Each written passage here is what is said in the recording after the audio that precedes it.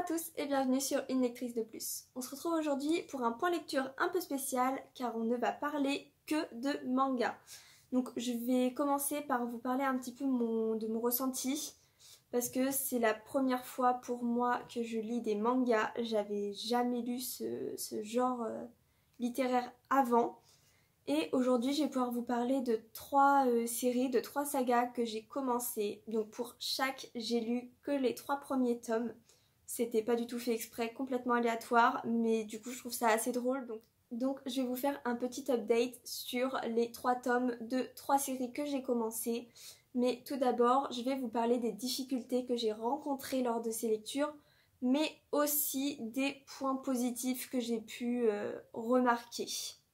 Donc la première chose qui m'a posé problème, ça a été de prendre l'habitude de lire à l'envers, donc de tourner les pages à l'envers, de lire les bulles à l'envers.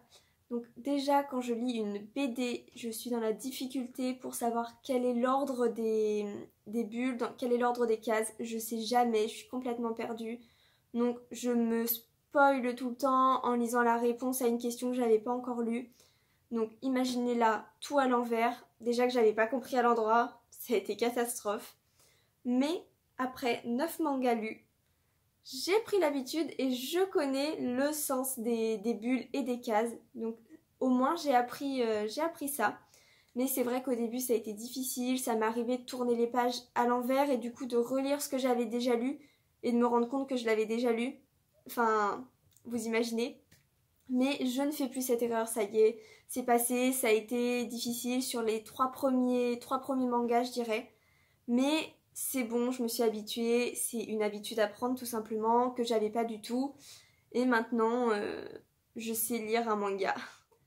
Autre point négatif que j'ai pu rencontrer, c'est que l'on avance peu dans l'histoire. Parce qu'en fait, là, à chaque fois, j'ai lu 3 tomes.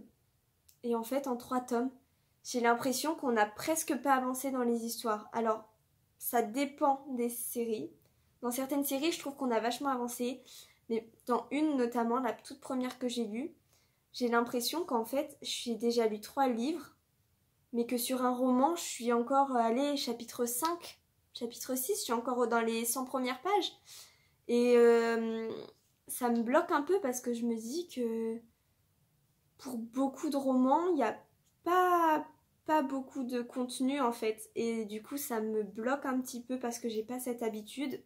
Moi j'ai l'habitude de lire des livres qui font 300-500 pages et du coup là j'ai l'impression qu'en fait en un manga de 200 pages on n'a pas avancé et du coup ça me bloque un petit peu même si c'est différent pour chaque saga. Par contre, point positif avec les mangas, ce sont les dessins. Ils permettent de visualiser les décors, les personnages, on comprend mieux l'intrigue, on rentre mieux dans l'histoire et ça, je trouve ça vraiment sympa. Surtout que, après, je choisis mes mangas aussi en fonction du dessin. Mais dans ceux que j'ai lus, c'est vraiment super agréable de découvrir l'univers avec ces dessins qui sont en adéquation avec celui-ci. Et c'est vraiment un gros plus dans ces histoires parce que du coup, dans un roman, on a 0 dessin, 0 illustration.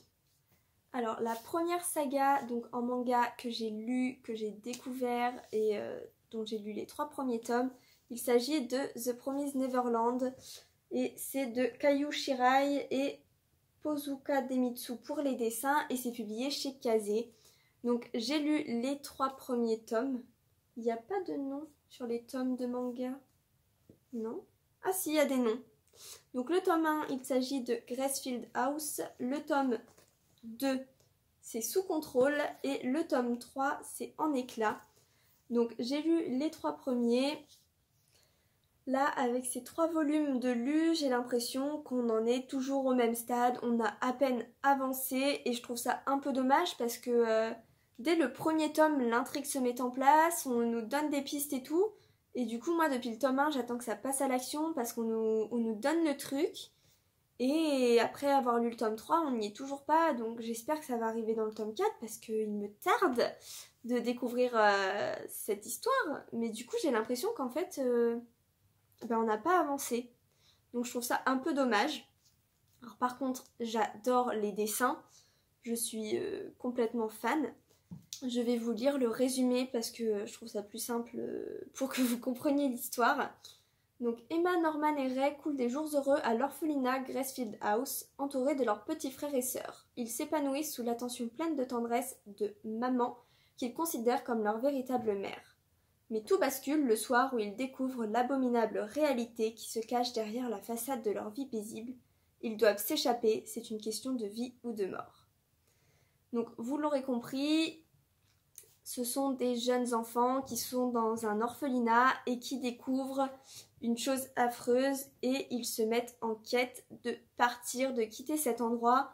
Sauf que cet endroit est barricadé, si l'on peut dire, avec un mur et tout ça, des barrières qui font qu'ils ne peuvent pas sortir. Ils sont en permanence surveillés par maman, donc leur nourrice, je sais pas comment on appelle ça dans les orphelinats, mais la personne qui gère cet orphelinat.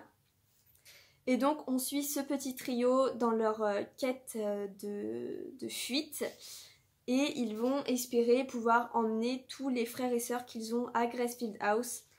Donc il faut élaborer un plan complètement stratégique et on les suit justement dans la mise en place du plan et dans l'exécution du plan, j'espère. Donc j'ai bien aimé le côté un peu fantastique du manga, on s'en rend pas forcément compte avec le résumé. Mais si vous lisez, vous verrez que la chose affreuse qu'il découvre en fait reste fantastique. Donc ça reste dans mon univers de lecture. Et c'est aussi pour ça que j'ai commencé avec celui-ci. Mon copain les avait, il m'a dit mais si ça pourrait te plaire, gna gna gna. Du coup je me suis dit bon pourquoi pas s'il me les conseille. Et pour l'instant je suis pas déçue. Mais je suis pas non plus folle de cette lecture on va dire. Je trouve ça sympa, mais j'attends qu'il y ait plus d'action. J'adore les 3 personnages principaux qui sont du coup ici, avec Emma au centre. Je trouve qu'ils sont vraiment hyper attachants. Ils sont très différents, mais hyper complémentaires. Et c'est aussi ce qui fait leur force à tous les 3 qui sont amis depuis le début. Donc vraiment ça j'ai adoré. Et donc c'est tout pour cette saga. Donc par contre les couvertures des mangas sont toujours d'une beauté, on n'en parle pas, hein, disons-le. Et du coup il me tarde de découvrir la suite parce que j'ai les prochains tomes, je les ai tous, enfin mon copain les a tous, du coup je les ai tous. Donc je peux finir cette saga si je le veux. Ensuite, deuxième saga de manga, il s'agit de Shadows House. Donc j'ai les 3 premiers, j'ai lu les 3 premiers. Il n'y a que ceux-là qui sont sortis. J'attends le 4e avec impatience, vous n'imaginez pas. Je vais foncer l'acheter dès qu'il sera sorti. Il est prévu pour fin janvier. Donc l'attente est longue, mais pas le choix. Et donc, alors eux, les couvertures sont juste magnifiques. Et eux, il n'y a pas de titre. Il n'y a pas de titre, mais les couvertures sont toutes juste sublimes. Et c'est rien que pour ça que je les ai achetées à l'origine, honnêtement. Je ne savais pas de quoi il parlait, j'ai entendu des avis positifs, je suis tombée amoureuse des couvertures, je me suis dit allez vas-y et je ne regrette pas, c'est un véritable coup de cœur pour cette saga. Donc pour ce qui est du résumé du tome 1, les Shadows forment une famille aux manières nobles dont les membres n'ont pas de visage. Afin de pallier à ce manque, ils emploient des poupées vivantes chargées de les servir et d'interpréter leurs émotions. Dans l'étrange manoir des Shadows, où l'on ne reçoit jamais de visiteurs, une voix de cristal danse, aujourd'hui encore, entre les dépôts de suie. Donc on suit Emilico, juste ici, qui est poupée vivante de Mademoiselle Kate, juste ici, donc sans visage comme vous pouvez le voir. Ils sont pleins de suie et c'est sans visage, on reconnaît leurs émotions car quand ils ont des émotions négatives, ils fabriquent de la suie, donc qui sort comme ça, par leur tête. C'est assez drôle, enfin j'aurais jamais pensé à ça, mais je trouve ça assez sympa. Et on suit du coup ce binôme dans le tome 1 qui se rencontrent, qui se découvrent, qui apprennent ensemble, car il y a une cérémonie, un peu comme un bal de promo si vous voulez, qu'on appelle l'exhibition, qui leur permettra de faire leurs preuves et de montrer qu'elles sont capables de vivre dans la société. Donc pour l'instant, elles sont un peu confinées dans leur chambre, elles ne peuvent pas voir d'autres personnes, elles ne peuvent pas sortir de la chambre et visiter le manoir, elles restent confinées tant que l'exhibition n'est pas passée et qu'elles ne l'ont pas réussi haut la main. Et c'est une question de compatibilité. Donc Emilico va devoir apprendre à gérer les émotions de Mademoiselle Kate et savoir les représenter avec son visage pour que les gens de l'extérieur puissent comprendre ce que ressent Mademoiselle Kate. J'ai adoré l'intrigue, j'ai adoré l'univers, les dessins dans le style victorien, assez gothique, c'est complètement ce que j'adore. J'ai adoré, j'ai pas d'autres mots. Vraiment un gros coup de cœur. J'ai adoré suivre la relation entre Emilico et Mademoiselle Kate, voir comment elle évoluait, j'ai trouvé ça génial. Elles sont hyper attachantes et j'ai adoré, j'ai très envie de savoir comment elles vont s'en sortir, comment va évoluer leur histoire et tout ça. Et les dessins, je pense, ont fait beaucoup, j'ai trouvé ça tellement sympa et ça met en fait, ça plonge direct dans l'univers, les dessins comme ça, et j'ai adoré. Et du coup, c'est un vrai coup de cœur pour ces romans, même s'ils sont... Enfin, ces mangas, même s'ils sont super courts, c'est un petit bonheur et j'ai qu'une hâte, c'est découvrir la suite de leur binôme et voir comment elles vont réussir ou non l'exhibition. La troisième série de mangas que j'ai découvert, il s'agit de Orange de Ichigo Takano chez Akata Manga. Donc je ne les ai pas avec moi parce qu'ils sont à ma sœur, je lui ai piqué pour les découvrir parce qu'ils me faisaient très envie. Je vous mettrai les couvertures des 3 premiers tomes, tout ça partout autour de moi. J'avais énormément entendu de bien de ces mangas, partout, que des avis positifs. Donc je les ai découverts et je dois avouer que j'ai été un petit peu déçue de ces mangas. J'en attendais plus, je pense, au vu des avis que j'avais vus. Donc, comme je ne l'ai pas avec moi, je vais vous faire un résumé à ma façon. Donc, dans ce manga, on suit plusieurs amis du collège, du lycée, je sais pas au Japon comment ça s'organise, mais des jeunes de 16 ans, il me semble, un groupe de jeunes, dont l'une des filles, Nao, va recevoir le matin de la rentrée une lettre qui lui est adressée et qui est signée la Nao de 26 ans. Donc la Nao de 10 ans plus tard. Elle lui envoie une lettre où elle lui dit « S'il te plaît, fais ça. Fais en sorte que je n'ai pas les regrets que j'ai moi aujourd'hui 10 ans plus tard. » Et donc Nao va suivre ou non les instructions qui lui sont données par la Elle du futur. Et donc on suit Nao durant son année scolaire. Et au fur et à mesure, on découvre ce qui est inscrit sur la lettre en fonction des événements qui ont lieu en fait. Et avec les instructions qui sont données pour chaque événement, pour chaque action qu'il faut qu'elle fasse ou qu'elle ne fasse pas, etc. Je trouvais l'intrigue vraiment géniale avec le côté futur, effacer les regrets et tout ça. Et c'est vraiment ce qui m'a attirée dans ce roman. Je me suis dit que ça pouvait être vraiment super sympa comme intrigue.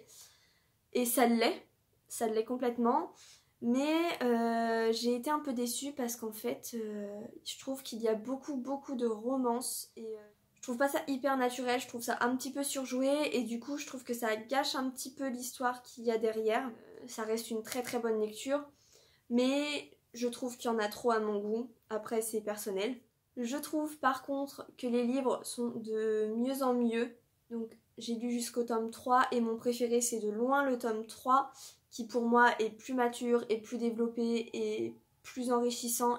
Pour moi il est vraiment au-dessus des 2 premiers, sachant que je classerais le 2e au-dessus du premier. Pour moi ce serait une échelle en fait. Donc j'espère que le 4e sera encore mieux et le 5e et voilà. Les livres sont de mieux en mieux au fur et à mesure et c'est aussi parce qu'il y a de plus en plus de retournements de situation, de plus en plus de rebondissements dans l'histoire et dans l'intrigue. Et je pense que c'est ce qui m'a donné envie de continuer et c'est ce qui fait que j'ai aimé à chaque fois plus le tome d'après. Mais dans l'ensemble, ça reste de très bons mangas qui m'ont plu, que je vais continuer à découvrir jusqu'à la fin, même si je dois avouer avoir été un peu déçue parce que je n'entendais que des avis complètement négatifs.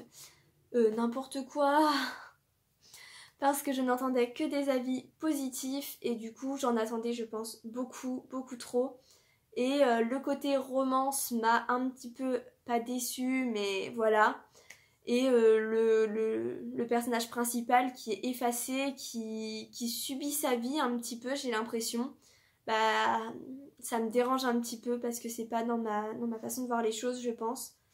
mais ça reste une très bonne lecture que je conseille énormément. Ma soeur les a lus et adore complètement, elle est complètement fan, donc je pense que c'est propre à chacun, comme tout d'ailleurs. Mais les trois mangas que je vous ai présentés dans cette vidéo restent des très bonnes lectures, voire des coups de cœur que je ne peux que vous conseiller à découvrir parce qu'ils sont vraiment géniaux. C'est tout pour ce point lecture, j'espère qu'il n'aura pas été trop long, que j'aurai pas été trop lourde dans mes propos. J'espère qu'il vous a plu, dites-moi en commentaire si vous avez des mangas à me conseiller, si vous en connaissiez certains. Dites-moi tout ça en commentaire. Je t'invite à liker cette vidéo, à la partager. Si tu n'es pas encore abonné, fais-le, ça fait toujours super plaisir. Et moi je te dis à bientôt dans une nouvelle vidéo.